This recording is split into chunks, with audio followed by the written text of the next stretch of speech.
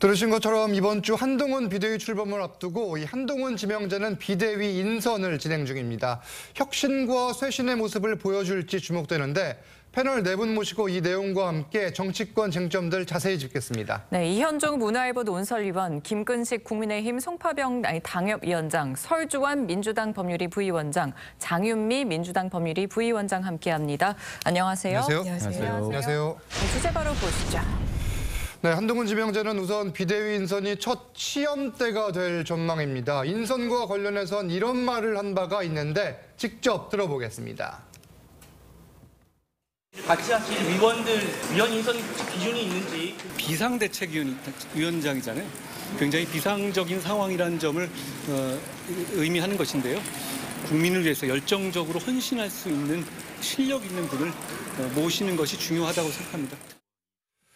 한동훈 지명자가 직접 인선할 수 있는 비대위 인원은 최대 12명 정도가 됩니다. 일단 누구와 어떻게 인선을 논의하고 있는지 지금 알려지지가 않고 있는데 어떻게 진행 중입니까?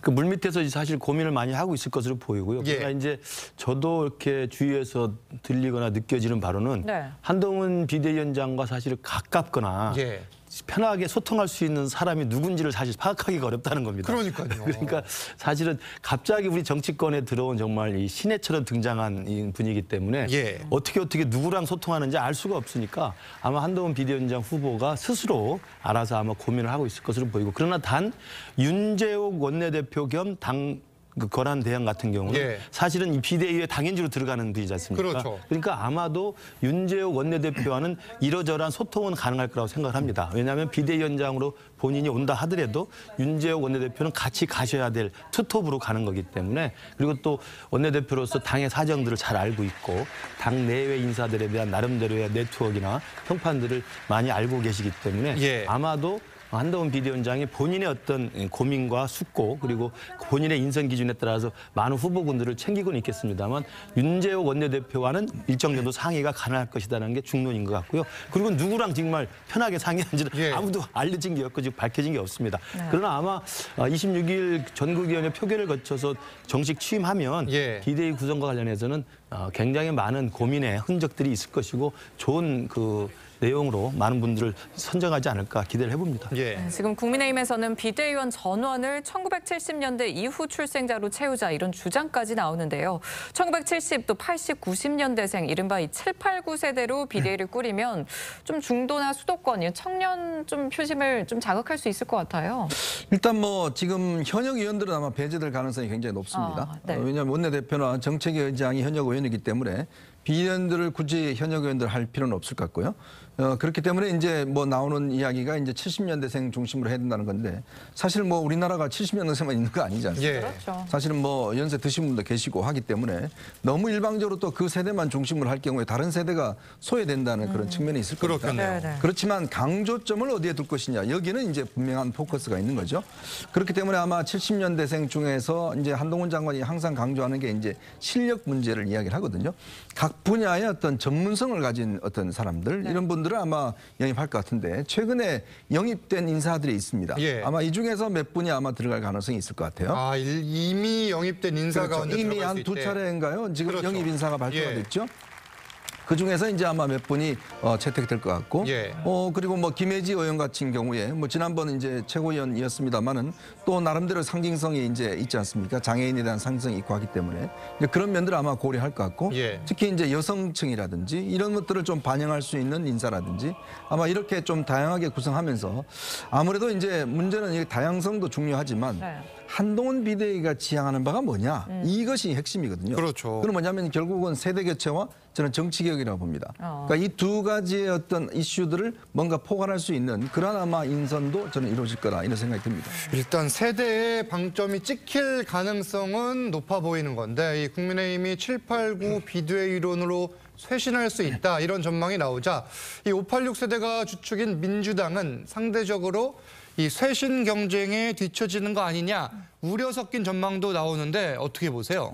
국민의힘에서 7, 8, 9 세대를 밀겠다라고 하는 부분은 조금 우려되는 점이 있습니다. 지난 총선에서도 국민의힘은 미래통합당 당시에 퓨처메이커라고 해가지고 청년 중심의 수도권 출마자들을 모았었거든요. 예. 하지만 그분들 다 험지로 나갔습니다. 그분들 중에 당선되신 분이 아무도 없습니다. 만약에 이번에도 어떤 7, 8, 9세대를 주력으로 하겠다라고는 하지만은 그분들이 내세우는 것들이 어떤 기존의 어떤 국민의힘에서 전통적으로 내려오는 어떤 혁신 없는 그냥 단순한 정책 내세우기다. 이렇다고 한다면 저는 그 세대가 가질 수 있는 장점이 나올 수 없다고 보고요. 민주당은 어찌 됐든 간에 예. 뭐 국민의힘의 7, 8, 9세대 이러한 것에 영향을 받지 않고 스스로 개혁할 수 있는 특히나 86세대, 그러니까 이게 586, 686도 있고 그러거든요. 그렇다고 한다면 86세대 운동권의 어떤 퇴진에 대해서 진지하게 논의를 해봐야 될 때가 오지 않았나라고 생각을 해봅니다. 그 부분은 확실히 논의를 해야 된다 이런 그렇습니다. 입장이신데. 네, 또 19대 총선 때 박근혜 비대위는 대표적인 성공 사례로 꼽히기도 하죠. 당시 10명의 비대위원 가운데 6명을 외부 인사로 채웠습니다. 친박계와 친이계를 비대위에 포함시키지 않았고요. 지금 한동훈 비대위에 이거를 또 적용할 거란 전망도 나와요. 그렇죠. 이제 대표적인 비대위 성공 사례 중에 하나가 바로 2012년에 박근혜 비대위였지 않습니까? 네네. 그리고 이제 그거와 비교되는 또 실패 사례가 바로 2020년 총선 직전에 이제 예. 황교안 대표가 그렇죠. 나왔던 이야기들인데 저는 당시 2012년에 그 박근혜 비대위 성공 요건은 일단 당시 대통령이었던 이명박 대통령이 전권을 줬습니다. 정권을 주면서 박근혜 비대위에게 힘을 실어줬기 때문에 예. 가능했던 거기 때문에 저는 그와 비교하면 지금 한동훈 비대위도 윤석열 대통령이 또는 용산 대통령실에서 거의 전권을 준 거로 지금 짐작이 되기 때문에 그런 조건은 맞는 것 같고요. 그리고 그때 2012년 박근혜 비대위 때는 민주당이 선점했던 가치와 민주당이 선점했던 그 어떤 그 정책들을 먼저 데려왔었어요. 근데 대표적인 게 이제 김종인 당시 위원장을 데려와서 그렇죠. 경제 민주화라는 이 밸류 가치를 먼저 민주당보다 먼저 선점을 했었고요. 그리고 더 중요한 것은 젊은 세대들 당시 발탁된 사람이 이준석 비대위원 아닙니까? 그때 이준석 전 그렇습니다. 대표가 발탁이 됐던 그렇습니다. 거예요. 그래서 저쪽보다 훨씬 더 파격적인 인선 그리고 예. 민주당의 애초 가치라고 예상됐던 그 가치를 미리 가져와서 선점하는 그 좀 선제 공격 이런 것들을 통해서 굉장히 혁신적인 이미지를 구축을 했던 거고 예. 그다음에 하위 컷오프에 대해서 아주 단호하게 기존의 현역에 대한 물갈이도 진행을 했었고 그래서 성공했던 비대위로 지금 꼽히기 때문에 네. 아마도 지금 한동훈 비대위가 당시 2012년에 박근혜 비대위를 반면교사를 삼는다고 한다면 바로 그런 점에서 예. 훨씬 더 파격적이고 쇄신과 혁신의 모습으로 등장을 해야 되지 않을까 또 그런 방향으로 가야 되지 않을까 생각을 합니다. 의원님, 그러면은 새 인물 뭐 깜짝 발탁 가능성 혹시 알고 계신 거 있습니까? 어떻게 될까요? 제가 어떻게 알겠습니까? 예. 일단 이제 어떤 대충 이제 지금 한동훈 장관이 예. 워낙 이제 스포트라이트 받고 있는 차원이니까. 네네. 근데 이게 참 새 인물 찾는 게 굉장히 어렵습니다. 그렇죠. 왜냐하면 뭐 지금 이제 영입 인사들 같은 경우도 오랫동안 사실은 고민하다가 이제 들어오는 것이고. 예. 그리고 또 예전과는 달리 이제 정치권에 들어온다는 게 이게 하나의 어떤 장점보다는 사실은 좀 단점 비슷하게 될 수도 있거든요. 무언가를 포기하고 또 들어와야 되는 그렇죠. 측면이 있어요. 그리고 그럼 그렇다면 예를 들어서 정치를 하겠다는 의지가 있어야 되는데 그러면 이게 나중에 뭐 비례대표나 이런 게 반영이 돼야 될 텐데 이제 그런 것들도 없는 시대이기 때문에 예.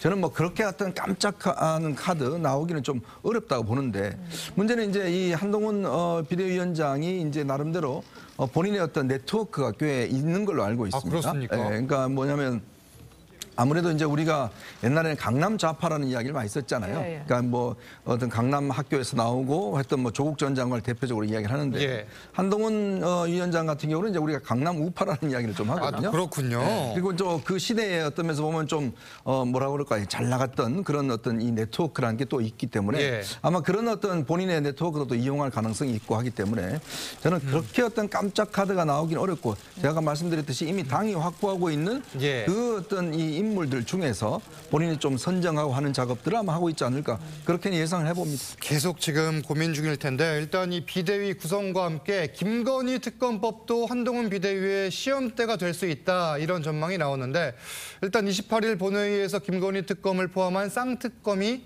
자동 상정돼 처리될 가능성이 큰 상황입니다. 지금 뭐 이렇게 스케줄이 잡혀 있기는 한데 여야가 막판에 무언가를 협상할 여지 가능성은 지금 민주당 입장에서는 전혀 없는 겁니까? 전혀 없다라고 생각하고 저는 없다. 예. 받아들이기 어려운 제안일 겁니다. 총선 이후에 뭐 가결시키는데 동조를 하겠다라는 거는요. 그렇다면 이게 패스트트랙에 태워지고 그 이후에 절차를 거치기까지 얼마나 많은 시간이 흘렀습니까? 왜 그 당시에는 이야기하지 않고 총선을 앞두고 이야기합니까? 그렇다면 만약에 이게 정말 정치적인 의도에서 패스트트랙에 태우고 특검을 추진하는 거라면요. 국민 지지 받기 어려울 겁니다. 그런데 오히려 반대라고 보여지는 부분이 있고요. 그리고 제일 큰 근원적인 문제는 그겁니다. 검찰이 어찌됐든 도이치모터스 사건과 관련해서 김건희 여사에 대한 기소 내지 불기소 마침표를 찍어줬어야 됩니다. 예. 굉장히 오래된 수사 아닙니까? 예. 어떠한 결론도 내지 않았습니다. 외부에선 이렇게 볼 수밖에 없는 겁니다. 정치적인 이유가 있는 게 아닌가. 대통령의 부인이기 때문에 수사를 굉장히 소극적으로 하고 있는 것 아닌가. 그리고 정확하게는 문재인 정부 때 수사한 사안이라고 이야기하기는 어렵죠.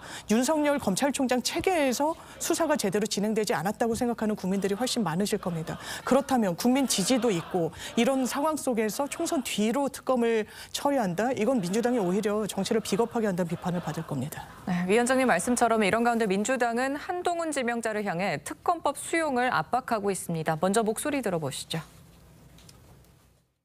누구도 맹종한 적 없고 앞으로도 그럴 것이라고 본인이 했던 말 아닙니까? 김건희 특검법부터 당장 수용하십시오.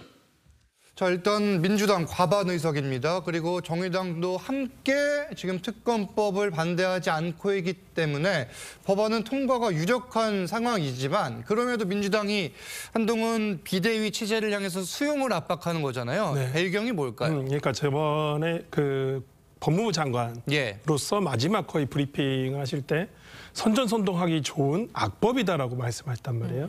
그렇다고 한다면 저는 그 법에 대해서 법무부 장관으로서 특히나 어찌보면 정무직 공무원으로서 악법이다라고 규정을 한 것은 상당히 부적절한 처신이었다고. 부적절하다? 네, 예. 처신입니다. 그렇다고 한다면 민주당으로서는 어쩌면 원칙대로 처리할 수밖에 없다. 왜 그러냐면 아까도 장 변호사도 얘기를 해줬지만은 패스트트랙으로 벌써 지난 4월에 이미 예정을 하고 있었단 말이에요. 예. 그때도 논의 테이블에 와라. 그래서 이 부분에 대해서 논의를 해보자고 했는데 국민의힘에서는 전혀 논의하지 않았습니다. 그걸 이제 와서 패스트트랙에 이제 거의 끝나가서 이제 표결을 해야 되는 타이밍이 왔으니까 오히려 이 부분에 대해서 반대한다. 아니면 뭐 총선 이후에 하자. 이렇게 한다는 것은 오히려 민주당에게 그런 원칙대로 하지 않는다는 것인가? 예. 뭐 이렇게 보여줄 수도 있거든요. 그러면 수사라는 것이 언제든 정치적 합의에 의해서 미뤄질 수도 있고 당겨질 수도 있고 안 할 수도 있고 이런 것인가? 라는 생각이 들 수도 있기 때문에 오히려 여기서 민주당이 여기에 대해서 국민의힘과 협의를 해버린다면 민주당 지지자들에게도 어떤 지지를 잃게 되는 상황이 올 수 있기 때문에 민주당으로서는 어떠한 조건으로 하더라도 받기가 힘든 상황이다. 협의할 가능성은 없고 일단 시간표대로 간다 이건데 이제 그러니까 한동훈 지명자가 대통령에게 제2 요구 대신 수용을 건의하라는 압박을 하는 걸로도 해석을 할 수가 있겠네요. 지금. 그렇죠. 지금 민주당 입장은 한동훈 비대위원장이 뭐 제2요구가 아니고 거부권 행사하지 말고 예. 바로 수용하라고 요구를 하고 있는데 그건 우리 당에서 할 수 없는 일이고요.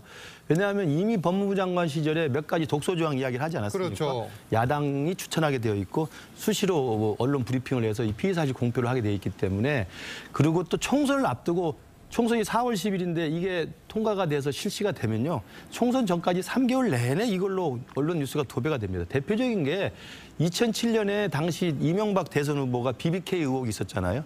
BBK 의혹 때 얼마나 많은 의혹들이 제기됐습니까? 그렇지만 결국 대선 전에는 이걸 특검을 수용하지 못했어요. 대선이 끝나고 당선자 신분의 특검 수사가 실시가 돼서 특검이 마무리가 됩니다. 바로 그런 것들 생각해 보면 총선 전에 이 수사를 한다는 것은 제가 볼 때 민주당도 기다릴 만큼 기다렸기 때문에 민주당 지지자들한테 욕을 먹는 것이어서 수용 못한다고 할 것 같습니다만 제가 보건대로 뭐 개인적인 생각입니다만 28일 이후에 상정해서 표결을 붙이면 통과가 될 것이고 그러면 우리 당에서는 한동훈 비대위 체제에서 대통령실에 제의를 요구할 겁니다. 예. 제의를 요구하되 몇 가지 조건을 좀 걸 수가 있다고 생각해요. 이게 김건희 여사라는 배우자 리스크이기 때문에 대통령실 내에 배우자를 비롯한 친인척들을 이게 감찰할 수 있는 특별감찰관을 빨리 서둘러라. 예. 그리고 제2부속실을 빨리 복원시켜서 여사의 어떤 활동 반경을 공적 틀 안에 제어시키도록 하자, 묶어놓도록 하자라는 안을 낼 수가 있다고 생각합니다. 다른 방안을 찾는 그렇습니다. 거잖아요. 그 배우자의 리스크를 좀 완화시킬 수 있는 제도적 장치를 대통령께 건의하고 거부권 행사하도록 요청하고 거부권 행사하면 1월 달에 이제 제2의 부칠 거 아닙니까? 예. 그러면 3분의 2가 표결에 이제 찬성하면 되는 건데 제2의 부칠 때 저는 물밑에서 한동훈 비대위와 이재명 대표가 물밑에서 여야 합의로 특검법에 대한 새로운 수정 협상이 가능하다고 보는 거예요. 그때 그렇습니다. 합의를 할 수 있다. 지금 야당으로만 단독 강행 처리하는 특검 아닙니까? 예. 지금까지 우리나라에 특검을 했을 때 야당 단독으로 된 적은 거의 없어요. 모두가 우여곡절이 있었지만 여야가 합의합니다. 결국은 예. 합의해서 특검법을 통과시키고 그래서 합의했기 때문에 특검이 실시가 되는 거거든요. 저는 그런 면에서 보면 1월 달에 제2요구 기간 동안 한동훈 비대위와 이재명 대표 사이에서 그게 바로 정치 아닙니까? 예. 타협하고 협상하고 시기를 조절하고 내용을 조절하고 그렇게 좀 더 힘을 받아서 특검이 실시될수록 하는 게 좀 필요하다고 봐요. 그런 면에서 저는 민주당의 요구가 지금 당장은 뭐 특검법 수용하고 시기를 총선 이후로 미루는 것은 힘들다고 하지만 여론의 상황을 보면 그거 총선 이후에도 충분하겠다. 총선제는 너무 시끄럽지 않겠느냐라는 여론이 전 더 많을 거라고 결국은 논의를 하게 될 것이다. 네네. 예. 지금 시점 얘기도 하셨고 제도적 좀 장치까지 좀 대책안까지 말씀하셨는데 그런데 지금 한동훈 지명자와 국민의힘은 특검법의 독소 조항을 문제 삼고 있습니다. 그런데 민주당에서는 국민의힘이 그동안 거부를 해왔기 때문에 총선과 가까운 시점에 좀 처리를 하게 됐다는 입장입니다. 들어보시죠. 법 앞에 예외는 없어야 합니다. 다만 그 법안들은 수사 상황을 생중계하게 되어 있는 독소 조항까지 들어있죠. 무엇보다 다음 총선에서 민주당이 원하는 선전선동을 하기 좋게 시점을 특정해서 만들어진 악법입니다. 김건희 특검법을 이 핑계 저 핑계를 대며 총선용 악법으로 몰아가야 하는 공공한 처지는 이해하겠으나 시기를 문제 삼으며 총선용이라고 하기 전에 왜 이 시기까지 미뤄졌는지 국민의힘에 확인해 보시기 바랍니다. 자, 이 독소 조항이 지금 뜨거운 감자입니다. 이 한지명자와 국민의힘에서는 이 특별검사 추천권이 민주당, 정의당 등 야당에 독점되는 점과 함께 이 수사 상황이 승중계되는 내용들을 지금 이야기를 하고 있는데 이거 어떻게 지금 해석을 해야 되는 거예요? 그러니까 근본적으로 과연 이게 이제 특검을 할 사안이냐에 대한 문제부터 시작해야 될 것 일단 같습니다. 그 부분부터 시작을 해보겠습니다. 그러니까 그렇기 때문에 이제 민주당 측에서는 왜 그동안 시간에 협상 안 했냐고 이야기를 하지만 국민의힘 입장이나 저희들이 볼 때도 과연 이게 특검 사안인가라는 어떤 의문점이 있을 거예요. 그렇다면 뭐 예를 들어서 예전에 김정숙 여사 문제라든지 김혜경 씨의 문제라든지 이런 것들도 다 특검하면 되는 문제 아니겠습니까? 그러니까 그런 식으로 예를 들어서 대통령 부인이나 어떤 대선 후보 부인의 어떤 문제와 관련해서 특검을 하자는 것 자체가 이거는 좀 너무나 여론에 어떤 편승하는 게 아니냐는 문제점이고요. 또 하나는 지금 이제 민주당이 어떤 시점을 패스트트랙에 태운 것도 사실 역대 특검은 대부분 다 여야 다 합의로 했습니다. 왜냐하면 특검이라는 게 정말 어떤 이 헌법적인 틀 내에서 할 수 없는 현재 수사기관 할 수 없는 것들을 다르게 이제 하는 거잖아요. 왜냐하면 지금 검찰이나 경찰이나 법원이나 다 이 시스템이 있는데 이 시스템에서 도저히 할 수 없는 것들을 우리가 이제 특검으로 해왔지 않습니까? 역대 특검을 보면 또 그렇게 성과 있는 것도 있었고, 자 근데 물론 뭐 성과 없는 것도 꽤 많았습니다만, 그러니까 그런 상황이기 때문에 지금 이제 이 국민의힘 입장에서 볼 때는 결국은 이게 총선 전략이다. 왜냐 시점 자체가 뭐 아니 그동안 왜 협상 안 했냐고 그러지만 일단 특검 자체가 이게 구성이 안 된다라고 판단을 했었고 그리고 야당이 지금 자신들의 의석을 이용해서 그냥 패스트트랙에 태워버렸잖아요. 그럼으로 인해서 또 시점도 총선 시점이고 패스트트랙에 4월에 태운 것도 결국 전략이라고 그렇죠. 보십니까? 왜냐하면 그 총선 시점을 다 맞춰서 계산 다 알잖아요. 그러니까 뭐 시점 언제 하고 하면 언제 지금 올라가고 국민들 시청자분들은 잘 모르실 수 있어요. 그러니까 이게 지금 패스트트랙 올리면 180일인가요? 그 이제 기간이 지나고 나면 그 다음에 이제 상정할 수 있고 하면 다 시점 자체가 총선하고 딱 맞아 들어가요. 내년 4월 총선에 맞춰져서 설계가 돼 있다. 왜냐하면 12월 28일 날 올라가 통과되면 1월 달에 구성이 되고 2월 달 수사하고 4월 달에 지금 발표되고 그러면 그 와중에 특검이 사람 소환하고 모든 것들을 매일 브리핑하면 어떻게 되겠습니까? 자, 그게 국민들의 어떤 선택권을 방해하지 않겠어요? 나중에 해보니까 아니던데요? 라고 이야기를 해버리면 국민들은 소환당하는 사람 그 내용 언론에서 보도하는 내용 거기만 사실인 걸 알 텐데 나중에 특검 결과 보면 뭐 별거 없던데요 이래버리면 그냥 끝나는 거거든요. 그럼 그 뒤에는요 이미 국회는 구성돼 있고 이제 그런 것들을 노린다는 거죠. 그러니까 정말 특검을 하고 싶다 그러면 그러면 이건 정책 영향이 없는 그런 상황에서 하면 되는 것이고 네. 문제는 지금 상황에서 특검을 하자는 거는 일단 말이 안 되기 때문에 결국 저는 뭐 여야의 논리가 충돌하는 지점은 예. 결국 총선을 통해서 국민의 판단을 받을 겁니다. 이게 지금 민주당 법률위 부위원장님이시잖아요. 네. 이 주장에 대해서 반박을 좀 여러 가지 해주셔야 될 것 같아요. 일단 특검법의 대상이 예. 되느냐, 권력형 비위이냐, 중대한 범죄이냐. 한동훈 장관이 과거에 이런 이야기했습니다. 10억을 한 명한테 피해를 입히는 것보다 100명, 1000명에게 입히는 범죄가 훨씬 죄질이 나쁘다고요. 시세조정 범죄가 대표적인 그런 범행인 겁니다. 이게 혐의가 확정되진 않았지만 수사의 필요성은 상당히 있는 겁니다. 정보를 내부에서만 공유하고 시세를 조정해서 아무것도 모르는 시장의 참여자들에게 피해를 입힌다? 있을 수 없는 범죄라는 겁니다. 그렇기 때문에 그 추미애 전 장관이 남부지검에 있었던 이 전담팀을 없앴을 때도 국민의힘에서 그런 맥락에서 반대했던 거 아닙니까? 공감이 되는 부분이 있었습니다. 당연히 국민적 의혹을 해소해야 될 필요가 있는 것이죠. 그리고 권력형 범죄, 그 이후에 그렇다면 김건희 여사의 행보가 국민들께 엄정하고 권력형 범죄와는 완전 무관한 행보를 보였느냐? 그렇지 않습니다. 명품백을 수수했거든요. 영상이 남아있거든요.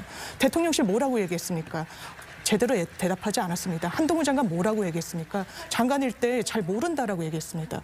이런 걸 이중잣대라고 하는 겁니다. 그렇다면 야당인 민주당이 어떤 선택지를 가져갈 수 있겠습니까? 예. 특검 말고 어떤 대안이 있는지 되묻고 싶습니다. 자, 일단 28일에 이 특검법을 국회에서 처리하면 윤석열 대통령은 어떤 선택을 할까요? 이관섭 대통령실 정책실장은 오늘 한 방송에 나와서 이런 말을 했습니다. 총선을 겨냥해 흠집내기를 위한 의도로 만든 법안이 아닌가라는 생각을 우리들은 확고하게 갖고 있다. 어떤 입장입니까, 이게? 그렇습니다. 그러니까 아까 예. 유현정 의원도 설명을 했고 저도 설명을 했습니다만 특검법 자체가 다분히 정쟁용이다. 그리고 정치적 공세용이라는 건 뭐 국민들이 다 알고 있는 것입니다. 다만 이제 김건희 여사라고 하는 대통령 배우자에 대한 국민적인 좀 불만 이런 것들을 이제 여론으로 올려 태워서 저 이야기를 하고 있는 건데 이게 이미 2010년에서 2012년 사이에 벌어진 일들이잖아요. 그리고 윤석열 대통령이 결혼하기 전에 이야기입니다. 그걸 지금 권력형 비리 또 권력 부패라고 그래서 검찰이 못한 수사니까 하겠다. 나는 특검법의 본래 취지에는 맞지 않는 거고요. 중요한 것은 아까 이관섭 정책실장도 나와서 이야기했습니다만 저는 제가 볼 때 이번에 28일 날 패스트트랙에 의해서 이제 상정되면 표결을 해서 통과가 될 텐데 당연히 용산 대통령실과 대통령은 거부권 행사할 것이고 저도 아까 말씀드린 것처럼 한동훈 비대위원장도 그걸 요청을 할 겁니다. 다만 그 거부권을 행사해달라고 요청할 때 김건희 여사에 대한 국민적인 어떤 리스크 이 부분을 어떻게 그러면 잘 개선할 것인가 잘 좀 완화시킬 것인가에 대한 해법을 좀 내놓고 제2요구를 해야 된다는 것이고 제2요구 관련해서 아까 제가 말씀드린 것처럼 시기를 좀 조절하면 여야가 충분히 타협해서 협상 가능해서 합의로 처리할 수 있다는 것이기 때문에 그리고 이제 민주당에서는 그러면 그동안 몇 개월 동안 왜 놀았느냐 그러는데 그래서 우리가 비대위가 뜨지 않았습니까? 김기현 대표 취지에서 그 잘못했습니다. 그러니까 이제 와서 제대로 하겠다는 거예요. 그래서 여야 협상에 의해서 여야 합의로 특검법을 만들자는 건데 그게 뭐 지난번에 당신이 6개월 놀았으니까 뭐 할 말 없다? 그건 체제가 바뀐 다음 이야기네 할 수 있는 이야기는 아니죠. 김기현 대표 때 그건 한 거니까. 가정입니다만 총선 이후 특검 시행 뭐 전혀 받아들일 수가 없습니까? 그 시기를 조정하는 부분에 대해서는 받아들이기가 힘들다. 아니 그러면 예를 들어서 정말 역지사지 한번 해보라고 말씀드리고 싶어요. 예를 들어서 이재명 후보가 당시에 대통령이 됐어요. 근데 김혜경 여사에게 이런 주가 조정, 시세 조정 같은 혐의가 있어요. 그럼 국민의힘에서 지금 야당인 경우에 특검법 안 할 거라고 이렇게 얘기하실 겁니까? 거기에 대해서 예를 들어서 민주당이 이거 총선 끝나고 해야지 받아들이시겠습니까? 절대 그럴 수 없다고 좀 봅니다. 역지사지 보면 충분히 나올 문제였고 이런 의혹에 대해서 오히려 받아들여서 철저하게 수사를 하는 것이 오히려 그걸 벗는 방법이라고 생각합니다. 양측의 입장이 첨예하게 부딪히는데 28일에 특검법이 처리되고 실제 어떻게 이 문제가 진행될지는 계속 지켜봐야겠습니다. 다음 주제 넘어갑니다. 한동훈 비대위의 또 하나의 과제는 내년 총선을 앞둔 세대 교체인데 이 비대위가 이른바 낙하산 공천을 거부할 수 있을지가 성공 열쇠가 될 수 있다 이런 지적이 나오는데 어떻게 보세요? 자, 근데 이제 선거라는 거는요. 아까도 이제 지난 21대 총선 때 미래통합당 예를 드셨는데 마치 이제 새로운 사람들을 공천하는 게 이게 개혁 공천이다라고 하는데요. 네. 이거는 사실은 당 입장에서 본 것이고 주민들 입장에서 볼 때는 다릅니다, 사실은. 그럴 수 있죠. 왜냐하면 현장에서 예를 들어서 그 주민들이 뽑을 때는 사실은 뭐 새로운 사람, 처음 보는 사람 뽑기보다는 익숙한 사람, 열심히 지역에서 뛰어가는 사람, 그런 사람 뽑거든요. 매일 우리를 찾아오는 사람. 그렇죠. 예. 왜냐하면 이거는 너무나 중앙 위주의 판단이다. 아, 새로운 사람 던지면 무조건 찍어라? 이건 아니거든요. 예. 그러니까 이거는 이제 선거 전략들이 이제 이 착오를 빚는 게 뭐냐면 너무 어떤 개혁적 인사라고 해서 전혀 모르는 사람들, 그냥 아무 사람만 갖다가 거기다 공천하면 된다? 이 사고방식은 굉장히 잘못된 사고방식이죠. 선거라는 게 그 지역의 어떤 토착성도 있습니다. 그 지역에 태어나고 그 지역의 어떤 대표성이 있고 오랫동안 한 사람들, 그리고 당선 가능성이 있는 사람들, 이것들을 중심으로 해야 되거든요. 예. 근데 지금 개혁공천이라 이야기를 하는 것은 전체 어떤 공천 프레임 중에서 특히 이제 영남권 같은 경우에 과연 그러면 어떤 공천에 어떤 칼날을 할 것인지 이 이제 문제가 있고요. 또 수도권 같은 경우도 어떤 당선 가능성 있는 인물 중에서 어떠한 성향의 인물을 선택할 것인가 이 문제가 있는 것이거든요. 그렇기 때문에 개혁 공천 한다고 해서 무조건 지금의 현장에 뛰고 있는 사람들 다 제껴두고 새로운 사람 투입한다. 이거 같은 바보와 같은 전략은 없어요. 예. 다 지는 거거든요. 그거는. 그렇기 때문에 이제 지금 현재 개혁 공천을 한다 하더라도 상징성이 있는 부분들, 세대 교체라든지 이런 등등의 상징성이 있는 부분들, 그렇지만 이분들도 당선 가능성이 있어야 돼요. 현장에서의 어떤 그런 당선가 있어야 충분히 공천하는 거지. 예. 무조건 이게 뭐 새로운 사람만 공천한다 이런 의미는 아닐 겁니다. 네, 그런데 공천에서 그러면 용산, 이 낙하산 공천을 끊고 새 판을 짠다. 이런다면 수평적 당정 관계에 대한 가능성 좀 커질 수 있을까요? 그러니까 지난번에 이뇨한 혁신위원회에서 혁신안으로 권고했던 게 바로 이제 지도부, 그다음에 영남 중진 다전과 그다음에 친윤 의원들의 예. 희생이었잖아요. 그래서 그게 일부분 이제 이른바 김장연대에서 김기현 대표 사퇴, 그다음에 장재현 의원 불출마로 일정 정도 물꼬를 텄습니다. 예. 이제 그런 방향의 혁신이 진행이 됐기 때문에 그때도 나왔던 이야기입니다만 기존의 기득권 세력이라고 이렇게 분류되는 분들의 희생을 요구하는 거 똑같이 그러면 장관을 하셨던 분이거나 아니면 용산에서 수석을 했거나 뭐 용산에서 대통령을 측근해서 모셨던 분들도 사실 희생을 요구하는 게 형평성에 맞다는 거거든요. 저는 그런 의미에서 아마 한동훈 비대위가 들어서게 되면 기존의 중진과 친윤 의원들에 대한 희생과 결단도 요구하면서 동시에 대통령과 가깝다는 이유로 대통령 가까이서 오히려 큰 특혜나 은혜를 입었던 걸로 보이는 분들도 오히려 희생하는 모습을 보여야 된다. 예. 이게 저는 국민의 눈높이라고 생각을 합니다. 아하. 그렇기 때문에 뭐 아까 박민식 전 장관 화면에 좀 나왔습니다만 예.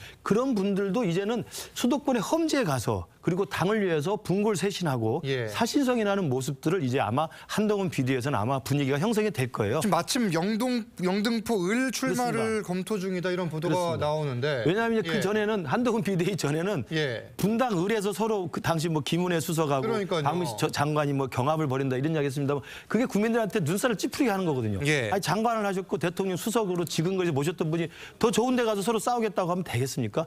그런 게 바로 한동훈 비대위의 이 당내 분위기의 결정적인 저는 상징적 변화라고 생각을 해요. 그렇기 때문에 박민식 장관도 영등포 을을 지금 이야기를 하고 있는 것이고 똑같은 맥락에서 지금 아까 화면에 나온 것처럼 대통령실 참모들도 그냥 내리꽂은 예. 낙하산으로 편하게 어디 영남에 어디 가거나 그렇게 편한 데를 가는 게 아니라 오히려 그분들이 경쟁력이 있다고 한다면 경쟁력 없는 사람도 많이 있습니다만 경쟁력이 있다고 한다면 오히려 수도권에서 승부를 걸어볼 만한 곳 오히려 험지에 가서 스스로 희생하는 모습을 보이는 것이 한동훈 비대위에서 아마 요구되는 사항일 겁니다. 그렇겠네요. 이런 가운데 장재원 국민의힘 의원도 불출마를 통해 국민의힘 쇄신에 힘을 좀 실어주고 있습니다. 장재원 의원은 어제 지역구 행사에서 윤석열 정부가 실패하면 국회의원 당선에 의미가 없다고 했는데 친윤 핵심의 발언이거든요. 어떻게 들으셨어요? 전 저 자세를 일관하고 있는 것이라고 생각합니다. 윤석열 대통령은 검찰에서 정치권으로 바로 직진하신 분이죠. 새가 없었을 때 그때 새를 구축해준 게 이른바 윤핵관 의원들 아니겠습니까? 권성동, 장재원 그 위시한 여러 의원들이 계셨었는데 사실상 이런 권력구도 하에서 추출됐다는 해석이 맞다라고 저는 개인적으로 생각합니다. 네. 대통령과 상당히 거리가 멀어졌고 왜냐하면 지금까지 결단이라고 포장은 되고 있지만 그러기에는 상당히 아쉬운 대목들이 있는 거죠. 92대 버스를 동원해서 대대적인 지역 행사를 하고 예. 내 권력에 할 말은 하겠다고 한 지 며칠 되지 않아서 불출마를 선언했던 건 의아한 부분이 있는 겁니다. 예, 예. 거기에 무엇이 있을 것인가? 이른바 윤석열 대통령의 의중에 있는 것이죠. 그렇다면 본인은 이른바 오히려 정치인들이 비대위를 비대위를 구성하거나 하는 데선 거리가 멀어져서 이제는 정말 검찰 후배, 내가 데리고 일을 해봤을 때 능력이 있다고 판단한, 그러나 정치 영역은 사실상 전혀 안다고 할 수 없는 한동훈 체계가 출범했을 때 기성 정치인이 어떤 선택을 할 수 있겠습니까? 그냥 조용히 향후를 돌보는 그런 상황이라고 생각합니다. 자, 이런 상황에서 이준석 전 대표는 오는 27일입니다. 기자회견을 통해 국민의힘 탈당을 선언하겠다, 이런 의사를 이미 내비친 상황인데, 이게 지금 사실 시간이 얼마 없어요. 이 한동훈 비대위 책이 아직 출범하지 않았지만 이런 상황에서 양측 간의 교감 또는 대화가 있을 가능성 어떻게 보십니까? 그러니까 지금 뭐 이준석 전 대표가 이미 날짜를 지정을 했기 때문에 그러니까요. 본인이 사실은 뭐 선택의 여지가 없을 것 같습니다. 일단은 우선 나갈 것 같습니다. 일단은 탈당할 것이다. 나갈 것 같은데 문제는 이게 정치도 그렇습니다. 이게 뭐 제가 이런 예를 들어서 그렇지만 판돈이 좀 있어야 되거든요. 판돈이 있어야 자기의 어떤 존재 가치, 이것저것 그래 해야지만이 협상이 가능하지 않습니까? 근데 과연 한동훈 비대위가 들어섰을 때 이준석 전 대표 가지고 있는 판돈이 얼마나 될까? 이 부분에 대한 지금 의문이 있는 거거든요. 그러니까 주고받을 때 줄 게 얼마나 있겠느냐. 그렇죠. 그런 왜냐하면 얘기죠. 본인이가 세력이라든지 이런 것들이 많고 영향이 크다고 그러면 당연히 한동훈 비대위원장이 협상을 하겠죠. 같은 보수적인 어떤 진영 내에 있으니까. 그런 선택을 할 것 같은데, 문제는 이제 이준석 전 대표 같은 경우도 지금 김용태 전 최고위원은 합류를 하지 않겠다고 이야기를 했고, 지금까지도 천하람 위원장도 별로 이 합류에 대한 이야기를 하고 있지 않습니다. 명확히 이야기 안 하고 그렇죠. 있어요. 허은하 의원도 지금 탈당을 해야 되기 때문에 못하고 있고, 오로지 뭐 이기인 경기도 의원만 함께 하겠다고 돼 있고, 뭐 구글폼으로 받았던 출마 희망자들, 글쎄요, 제가 알기로는 썩 그렇게 출마할 수 있는 분들이 없다는 걸로 알고 있어요. 그렇다면 혼자 일단 나갈 텐데, 제가 아까 이야기했던, 그렇다면 한동훈 위원장과 만났을 때 뭘 판돈으로 내놓을까는 거죠. 나 이렇게 세력이 있으니까 나하고 어떤 일정 지분을 나눠주고 뭘 합당을 하자든지, 본인은 그걸 노릴 거예요. 왜냐하면 사실은 이 문제, 자신의 문제를 해결해 줄 수 있는 사람은 한동훈 위원장밖에 없다는 생각할 겁니다. 왜냐? 부채가 없거든요. 그렇죠. 기존의 어떤 이 자기에 관련된 문제와 관련해서 이제 관련된 분이 아니기 때문에. 두 사람 간에 뭔가 뭐 악감 정리나 그런 건 없었어요. 그렇죠. 뭔가 어떤 제로섬에서 시작될 수 있는 그런 사이지 않겠습니까? 이제 그런 기대는 할 텐데, 그런 기대에 맞물려서 하기 위해서는 자신의 것도 뭔가 가지고 있어야 된다. 이제 그걸 어떻게 만들 것이냐. 거기에 좀 저는 상당히 지금 좀 조급한 면이 좀 있지 않겠는가 하는 생각이 듭니다. 일단은 탈당을 할 걸로 보이고 그 이후에 이제 상황이 있을 것 같다. 그 탈당은 예고된 날짜가 정해져 있기 때문에 아마 제 개인적으로는 이준석 대표가 그 탈당 날짜를 예고한 걸 지금 후회하고 있을 거예요. 오히려 그럴 수 있다. 왜냐하면 또 날짜가 공교롭게 26일 한동훈 비대위가 출범한 그 다음 날입니다. 그래서 사실 한동훈 비대위가 만날 수가 없어요. 만나려도 물리적으로. 그러니까 일단 나가긴 나가야 되죠. 그렇다고 뭐 그 순간에 체면 구겨지게 날짜를 좀 미루겠습니다 할 수도 없는 거 아니겠습니까? 그래서 나간다는 건 우리 당 입장에서 알터니가 빠져나가기 때문에 조금 다행스럽다는 날짜 조정상으로 봤을 때. 그렇지만 결국은, 그리고 한동훈 비대위가 안착을 해서 이제 총선 전략을 짜고 총선을 이제 크게 준비를 할 거 아니겠습니까? 그래서 중도와 수도권과 청년 중심의 큰 방향으로 전략을 짤 때 총선에 임박해서 밖에 나갔던 이준석 대표가 어느 정도의 집을 차릴지, 뭐 별로 큰 집이 될지 아니면 별로 내실 있는 집이 될지 모르겠습니다만, 뭔가 하나 집을 만들어 놓으면 총선 직전에 가서 정말 그게 필요하다, 그럼 연대할 필요가 있다 하면 그때쯤 가서 이야기를 해도 충분하다. 그렇기 때문에 지금 봐서는 한동훈 비대위의 이준석 대표와의 이 연대 문제는 좀 나중으로 미뤄질 수 있는 상황에서 오히려 다행스럽고 오히려 풀기가 편해지지 않았나 싶습니다. 당면 과제는 아니다. 거죠.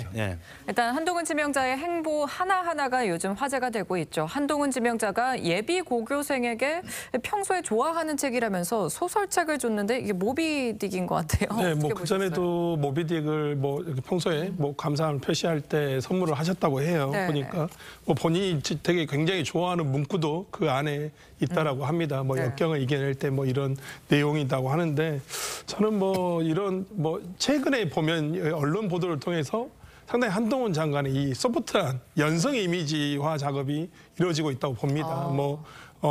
이거의 시작은 어찌 보면 저번에 대구에서 뭐 팬 사인회를 3시간 동안 사진 찍어주고 이런 것도 하나의 어떤, 저는 그때부터 시작이 됐다고 보는데 뭐 하나의 뭐 한동훈 장관에 대한 연성 이미지화 작업으로서 뭐 책을 선물하는 부분, 특히 정치인들 같은 경우에는 어떤 좀 의미가 있는 책을 상당히 많이 주변에 선물을 하기도 하고 아니면 뭐 본인이 쓴 책을 선물을 해주기도 하거든요. 또 책을 들고 뭐 공항이나 그런 데 가면서 화면에 잡히기도 하고요. 그래서 상당히 그때도 뭐 사람들이 우리 그게 무슨 영어 소설이었나 하냐 아니었는데 예. 뭐 그것도 이제 물론 한거라된 내용이었지만은 상당히 또 의미를 부여하고 그랬거든요. 그러니까요. 그렇다고 한다면 뭐 지금 모비딕을 선물하고 이런 것들은 어찌 보면 정치인 한동훈이 앞으로 어떤 길을 걸어갈 것인가에 대해서 예. 정치권에서 해석하는 어떤 기준이 되는 것은 아닌가라는 생각이 듭니다. 그렇겠네요. 네, 한동훈 비대위가 출범하면 한동훈 대 이재명 이 어떤 구도로 맞설지 협치는 가능할지 이것도 주목이 되고 있죠. 한동훈 비대위에 대한 여야의 입장 먼저 들어보시죠. 한동훈은 윤석열 정권 심판의 총선에서 또 하나의 관역입니다. 제1관역 윤석열, 제2관역 김건희, 제3의 관역은 한동훈입니다. 국민의힘의 고마운 사람일지 민주당의 고마운 사람일지 한동훈 비대위원장의 무운을 빕니다. 내 쟁기도 챙기지 못하면서 국민의힘에 감나라 배나라 하는 민주당에 묻습니다. 민주당의 사례긴 밭 죄전은 언제 갈려 하십니까? 국민의힘은 국민이 보내는 경고음에 귀를 기울이며 실력 있는 변화로 극한 정쟁의 구태 정치를 변화시켜 가겠습니다. 자, 한동훈 대 이재명 앞으로 어떤 구도가 될 걸로 전망하세요? 아마 사진 기자들이 가장 지금 기대하고 있는 장면은 한동훈 비대위원장이 이재명 대표를 면담하는 그렇죠. 그 장면. 이제 보통 찾아가잖아요. 그렇죠. 악수하는 예. 장면. 그렇죠. 그리고 어떤 이야기를 할까라는 게 아마 가장 관심일 겁니다. 아마 내년 1월 1일에 가장 어떤 면에서 좀 주목되는 사진이 바로 그 장면일 것 그렇죠. 같아요. 네. 내년이 사실 그렇게 시작될 겁니다. 아마 각종 여론조사도 모든 언론들이 대부분 다 여론조사를 실시하거든요. 여론조사 발표될 것이고 예. 또 지금 최근에 이제 여론조사를 보면 양자 대결로 지금 발표하는 여론조사가 꽤 있습니다. 네, 네. 자, 이러면 이제 내년 이 차기 대선을 앞두고서 이재명 대 한동훈, 한동훈 대 이재명에 대한 이제 여론조사가 계속 진행되고 있는 상황이거든요. 근데 문제는 그 한동훈이라는 새로운 얼굴과 예. 이재명이라는 옛날 얼굴 이제 두 사람이 만나는데 그렇다면 국민들은 어떤 새로운 어떤 제품에 일단 눈길을 가는 거 아니겠습니까? 그렇다면 이재명 대표도 뭔가 새로운 걸 하나 상품을 가지고 와야 되거든요. 예. 근데 뭐 변화가 없다 그러면 예를 들어서 그냥 이 민주당에서는 그냥 우리는 이대로 쭉 간다라고 한다 그러면 이 시장의 경쟁에서 과연 이길 수 있을까라는 예. 의문이 충분히 있잖아요. 그럼 우리는 뭔가 새로운 제품을 좀 내놔야 되잖아요. 네. 기존의 86 제품만 가지고 국민들에게 또 사세요라고 이야기를 할 수 있을 건가요? 그럼 거기도 뭔가 세대 교체를 해야 될 것이고 혁신을 해야 될 텐데 예. 그냥 우리는 이 제품대로 쭉 갑니다라고 이야기를 하면 아마 소비자들은 선택이 상당히 꺼려질 겁니다. 예. 그런 어떤 숙제들을 어떻게 할 것인지 마냥 한동훈 오케이, 한동훈 땡큐 이런 거 하기 이전에 내가 먼저 뭘 내놓을 것인지에 대한 고민들을 아마 진지하게 해야 될 겁니다. 변화가 있어야 될 것으로 보인다는 말씀이고 예. 계속해서 다음 주제로 가보겠습니다. 민주당 상황 이어서 짚어볼 텐데 이 민주당 예비후보 공천심사에서 부적격 판정을 받은 비명계 인사들의 반발이 계속되고 있습니다. 김윤식 전 시흥시장과 최성전 고양시장의 입장 들어보시죠. 사무총장이 자신의 지위를 이용하여 지역구의 경쟁 상대를 제거하는 데 당직을 이용하고 있는 것에 다름 아닙니다. 이런 행위가 실질적인 해당 행위입니다. 누구는 측근이 자살하고 유죄 판결이 나고 있고 또 본인도 재판에 있는 사람들은 후보자 적격 판정으로 하고 있는데 이게 과연 민주당의 현실이냐 이런 반문을 하고 싶습니다. 반명 또 비명 혹은 친이낙연계에 대한 숙정의 시작인가를 그대로 암시해주는 지금 이 김윤식 전 시장의 경우에는 이제 현 조정식 사무총장 지역구에 출마를 준비 중에 지금 이런 상황에 맞닥뜨린 거잖아요. 네. 민주당에서는 어떻게 바라보고 있어요? 이게 근데 친명 비명 프레임으로 볼 건 아닌 것 같습니다. 예. 왜냐하면 검증의 단계라는 거는요. 정말 기계적으로 내부에 이번 총선과 관련한 특별 당규 등을 통해서 최소한 첫 번째 허들을 넘겨줄 것인가 말 것인가를 기계적으로 판단하는 절차거든요. 정무 판단은 그 이후에 공간의 과정에서 이어지는 것이고요. 이를테면 판단의 근거는 그렇습니다. 과거에 민주당이 공천을 관리하고 이 예비후보 경선을 치르는 과정 중에 불복하고 소송을 제기하고 이런 부분이 사실상 공천 관리의 주체로서의 민주당의 행위를 사실상 번복하고 제로로 만드는 점이 있거든요. 내부에서는 이런 부분에 대해서 당 기강 차원에서 제도를 재성립해야 된다는 이야기가 나올 정도로 예. 내부에서는 상당히 위중한 문제의식을 갖고 있는 그런 부분들입니다. 최성전 시장 같은 경우에는 이제 당정 협의에 응하지 않았다는 사유가 적용됐다는 것으로 알려져 있는데요. 이런 내부 기준에 때에 따라서 처리가 된 것이고 이게 부적절하다면 이후에 재심 등의 절차가 남아있기 때문에 유죄 여부를 살펴봐야 될 것 같습니다. 시스템대로 했다 이 말씀인 건데. 그렇습니다. 네, 또 친명 비명으로 나누면 좀 안 된다고 하시긴 했지만 이 최성전 시장은 이재명의 민주당이 김정은의 수령 체계를 닮아가는 것 같아서 뭐 섬찟하다 이런 표현까지 했어요. 글쎄요. 그러니까 최성 시장 같은 경우에는 지금 당정 협력 일절 불응이라고 하는 어찌 보면 뭐 정부적인 저는 판단도 들어가 있다고 보여요. 이 부분에 대해서. 그러니까 본인은 뭐 민선 6기 4년 동안 당정 협의가 전혀 없었다는 부분에 대해서 뭐 11쪽 분량의 400여 가지의 정책과 예산 협의 내용을 증거자료로 제시를 했다라고 얘기하고 있는 부분이 있어서 저는 이 부분에 대해서는 뭐 최성 전 시장께서는 그렇게 느낄 수도 있겠다라는 생각이 들지만 저도 기본적으로는 아까 장윤미 변호사가 얘기한 대로 검증의 단계에서는 어찌 보면 기계적 기준에 의해서 지금 검증을 하고 있는 단계이기 때문에 이 부분에 대해서 이제 본인이 느끼는 것과 당에서 판단한 거는 좀 다르다라는 생각이 들고 지금 뭐 최성 전 시장 같은 경우는 그래서 이제 이낙연 신당에도 합류 가능성을 일단 내비치고 있기 때문에 이 부분에 대해서는 좀 지켜봐야 되지 않을까. 아직 이낙연 신당이 나온다고 하진 않았기 때문에 지켜봐야 될 것 같습니다. 이재명 대표가 이런 분들을 지금 뭐 포용할 가능성은 전혀 없는 겁니까? 그러니까요. 이게 지금 저는 좀 이제 궁금한 게 뭐냐면 과연 이재명 대표는 이 후보 검증위원회를 통과할 수 있을까? 본인이요? 본인은 통과할 수 있을까 하는 의문이 솔직히 있어요. 왜냐하면 본인 지금 걸려있는 재판들이 많지 않습니까? 자, 그런 것들을 가지고 그러면 통과시켜주고 이분들은 통과 안 시켜준다라고 이야기를 하면 이분들 입장에서 억울하겠죠. 물론 뭐 사안마다 조금의 그런 이유는 있습니다. 왜냐하면 이제 시흥시장 같은 분들은 당을 향해서 손배소 소송을 했다는 뭐 등등 이유가 있어요. 그렇지만 지금 그런 것들보다도 사실은 지금 여러 가지 매주에 재판을 두세 번씩 받고 있는데 자, 그러면 이재명 대표는 여기를 통과할 수 있을까요? 첫 번째. 두 번째는 지금 돈 봉투 받는 의원들에 대해서는 감점을 안 하겠다라는 게 지금 민주당 입장인 걸로 알고 있습니다. 그럼 한 20명 정도 되는데 그런데 지금 일단 송영길 전 대표가 구속이 됐고 지금 윤관석 의원도 구속이 돼 있고 이렇게 사법 처리가 되어 나가는데 문제는 아직 본인들은 뭐 안 받았다고 이야기를 하지만 현재 상황으로는 받았을 가능성이 굉장히 높은 상황인데 이거를 감점하지 않겠다라고 한다 그러면 앞으로 민주당에서는 그냥 돈 봉투 왔다 갔다 해도 되는 건가요? 아직 알 수는 없습니다. 그렇죠. 그러니까 뭐냐면 진행 중이기 때문에 만약에 그게 사실이라고 그러면 이거는 감점의 대상이 돼야 되는데 아예 그 부분은 하지 않겠다라고 이야기하는 것은 저는 앞뒤가 맞지 않다는 거고 왜냐 다 정당법이나 다 이 정치자금법 위반이 되잖아요.